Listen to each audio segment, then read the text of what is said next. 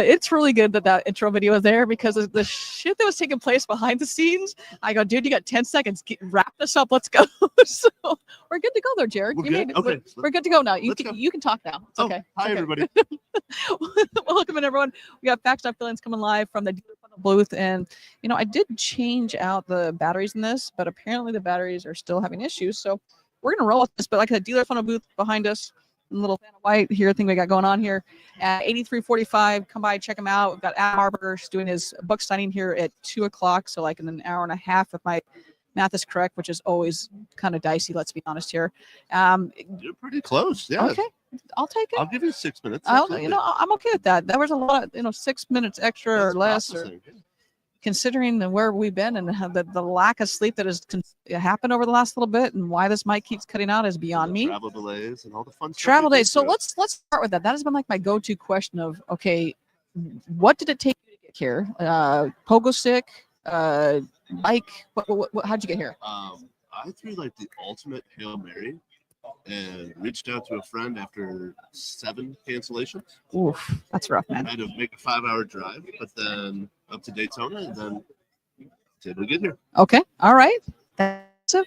And I always the people that are here really want to be here, but as a dealer, to have that much effort, holy hell! Yeah.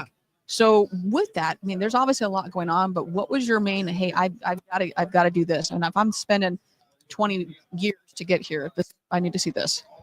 Well, it was really about the opportunity. I mean, you have all these vendors here that have spent and invested thousands, millions of dollars. And then they really survive on NADA. So they need NADA to be, successful. Yeah. And it's also a great chance for the dealers. So we always look at, it's too much travel, I can't make it. But you also have a really good opportunity here, though, too. Amen. I was able to go renegotiate yesterday. Yes. 7-8 contract agreements we already have. Brian Ortega. So in case they don't know, we got Brian Ortega just like stepping. You got to get in now. Like a little Austin Powers going through here. So Brian can. Oh no, now Brian apparently is being shy because he's always camera shy there. We got Brian Ortega. What up? Brian's not shy. Brian is not shy at all. Yes, I am. Except, see, here's the thing. I'm like, hey, you come talk, let's get interviewed. He's like, I don't know. I think I'm too cool. I've got cool things. I go viral. No, I charge fees for that. He doesn't have his makeup girl with him. Oh. So that's the real problem. That's Fact Stuff Feelings right there. Somehow. And Brian Ortega's left the house. So with that, you got 2 for the price of 1 there. All right. Interesting enough, I was talking to Mark Ferguson before, and we said the exact same thing. Like, hey, you have a question about your contract. Yes. Renegotiate your contract. You get a chance to do this here. I was able to save about $12,000 monthly for the group yesterday. That's crazy. By just having conversations. Yeah. And just talking to people and let them know, hey, this is where we're at. What's the package? Everybody's a little light on traffic. So let's use the time and be effective with it. Oh, yeah. Well, and I'll say as well, like, we were joking with April Simmons and Ashley Fassos. They're like, I'm going to enter every single raffle there is to win because my odds went significantly up. I was like, get that Louis, man. Get that Louis. I still got to do that. See, there you go. Wife would be happy with that. But I got the Dior's, so it's okay. Okay, so now we're at the shoe portion of the conversation. For those that know, obviously I have a bit of a shoe addiction. Buddy Jared over here has a similar addiction, but the difference is he's got the Dior's on right now. And when you got these, I got the text and I was like, there were a lot of Brooke words that were said. I was happy at the same time. I wanted to throw you in front of a bus and take your shoes, let's be honest, but I didn't. Well, I mean, you could take one of them and probably put both your feet in. It's very possible. Shoe. Well, I'm a 8 in men. So yeah, I was gonna say I think you're 14. So I still need, another shoe for some point. But yeah, he's rocking the Jordan 1 Dior's, which are just, that is on my bucket list, the holy grail list of ones I have to get, and I will at some bit. So well, that's the thing. We talk about culture, we talk about NADA, we talk about everything. The amount of people we're starting to see in the sneaker. Well, iPacket's got their thing over there. They're giving shoes. I gotta go check that out, by the way. They were giving shoes away. Like 4 or 5 people. They were giving Jordans and Dunks away. That's nuts. As their demo gift. I'm like, that's pretty cool. Yeah. Like people are starting to pay attention that. The automotive side of it, dealer side of it. We've got Stephen Apicella walking by, and Hi, Steven. Bye, Steven. He'll watch this later. I'm like, oh, there he is. But no, it is. It's so crazy. And I remember, for those that also don't know, I actually have quite a bit of hills. But if I wear those hills, people freak out. I mean, even landing, and we'd all had a travel day from hell or travel week from hell. I'm in my running shoes because they're just more comfortable to be walking forever. And they're like, oh, we've never seen you without Jordans. And this is why I pack shoe cases. So it is true. You had on yesterday, you had another pair on. Yep. Very nice. So he's definitely mixing up. What is on the agenda tomorrow for the rollout shoes? So I have probably one of the most comfortable ones, the Bookers. Oh, those are comfy. The Devon They are cool. Yeah. The black and white snakeskin. Okay, nice. Okay, nice. So if I'm going really comfy, the true lows to me, they're so comfy. I wear those a lot. The 11 Comfort's another good one, just hence the name of the shoe. Or it just makes a lot more sense. And we're on our feet so much at these shows that it's one of the things you have to be comfortable. And that's one thing, if you've not been here, like definitely when you speaking for someone that has the heels, even with my Jordans, I know that there's certain Jordans they'll make the cut. They'll say to MRC or DMSC where it's not as great conversation. It's not ginormous like this. But you're going to put 20,000 steps in easily, without a blink of an eye. So wear comfortable shoes, please, or be comfortable shoes. One of the two. I don't know what we are at this point, but something like that. Yeah, you got to be comfortable. But yes, no, it's been a really good show. I've been really, really impressed. Just some of the new tech that's coming out is amazing. Yeah. But it's also really talking to some of the OEMs of trying to help align to what our needs are as dealers. Yeah. And really be able to fight through some of this stuff. Amen. No, Amen. it's been good. So, okay. Very hard-hitting question here, because that's what we do in our amazing journalism here. Are you a beignet guy? Yes. Okay. Captain Damon, where are you going? Well, I had some of the best ones ever yesterday over at the dealer funnel. Reception. So wrestling alligators and such. Didn't do that. I do that at home. No, I keep that at home. You are in Florida, makes sense. Okay. Yeah. That makes sense. No, they had the beignets were amazing. Okay. The food and culture is amazing, but love it. It's one of those is you stay as a group, you have a group together, and you'll be fine. But I've heard some stories about people by themselves. Well, there's just don't be stupid. Yeah. Don't be. We all know. But it is an idea. Well, that's also alcohol-induced stupidity. Yes. So I get in Thursday night, and I was like, okay, we'll go Cabby Devon, and it was closed. I was like, of all the places, do you think that would be open between the coffee and hot drinks, obviously the beignets, whatever? But yeah, it was definitely closed. I was like, well, maybe I won't be doing that this trip. We will see.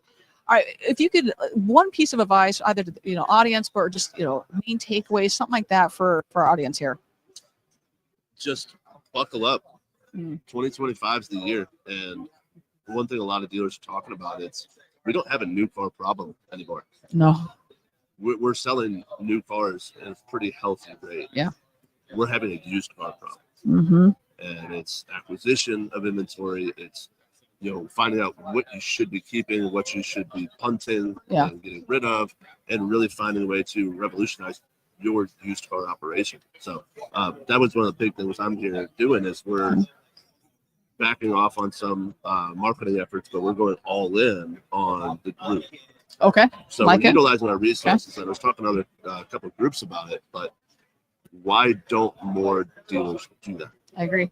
And you have so much power in a market with resources of 10 stores. Yep. Compared to trying to do it one by one, and you're competing against your other stores rather than going all in and collaborating together.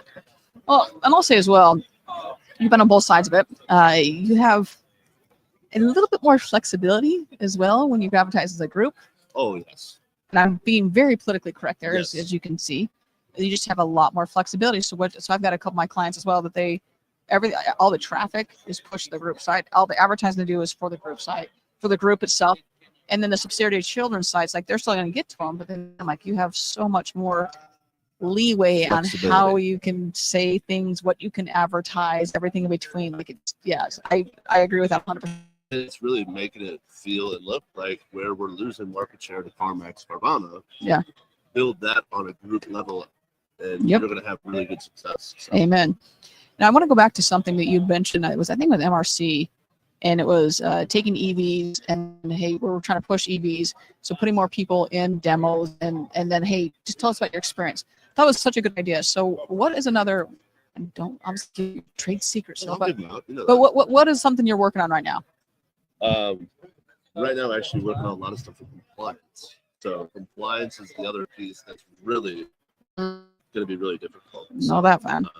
A lot of state regulatory, a lot of stuff coming down with the political changes. We don't know what's going to happen with, you know, the CARES Act, Yeah, CARES Act, yeah. all this stuff. So we're kind of in a limbo mode right now. But what it is, I've really studied the OEM EV plans Mhm. and find out what they're doing Okay. because they want it to be like you buy, you know, the new Silverado EV. Yep. They want that experience to be like Tesla. Mhm. But why? Why is General Motors putting that to it? And it's really because we've listened to the and that's what they want. Funny how that It's works. not what we want. Yeah. It's what they want. So Yeah. are we looking at that and paying attention to that? Are we really evolving our operations to be that way for the consumer? Or are we standing what we're doing still and not evolving? Amen. I was talking, I can't remember who I was talking about this, but the same thing. I go, you get so, hence the name of the facts, not feelings. We get so caught up in what we feel, whether it's, oh, we feel it's slow, we feel there isn't traffic, or feel whatever, oh, they're not going to do EVs. Whatever the filled portion is, please, for the love, take it out of that whole equation. Because it's what the consumer wants. Yeah. Because that right there is factual. The consumer is going to tell you where, hey, once again, based on metrics, I can see they're not doing this, or hey, they want to do this. But I don't like EVs because of X, Y, Z. Okay, that's fine. Yeah. What are your customers like? Oh, I don't like the website the way it looks at blah blah blah, looks at blah blah. Oh, I love it. Well, great. Have you actually dove in to see if your customers know where to click, or if there's 17 pop-up blockers you can't get anything? Like Things the like that. Vegas slot machine with all the pop-ups and stuff. Oh my goodness, man. Yeah, it's I mean, it's funny you touch on websites, but that is something we, as an industry, don't pay enough attention to. mhm. But it even comes down to how we're sold on it. And I've challenged a lot of vendors here. I go, if you want to demo me anything, and if you pull out your laptop Yep. and demo me, I'm going to walk away. Amen. 'Cause Amen. That's not where my consumers Nope. find and Mhm. buy from me and engage. Why would that matter? I agree. You got to get better. And that was something. It was one of my clients I was going through, and I had it up on my phone. And like, well, looks fine. I go, are you guys on a desktop? Oh yeah. They're like, well, we're using the simulator. I'm like, that's not the same. It's You not like the same. pull up your phone to see how it is, because Yes. it's going to be different. And yeah, also that we could go down a whole rabbit hole about that situation, but it is like looking at that, like whether it's a banner or I'm going to have 15 hero slides when no one clicks on them and we just lost Yeah. the feed and what is going on? Oh, apparently we're going to go offline because something got kicked here. It's 100%. Well, we'll wrap it up here because we have no camera right now. Not sure what It turned happened. off.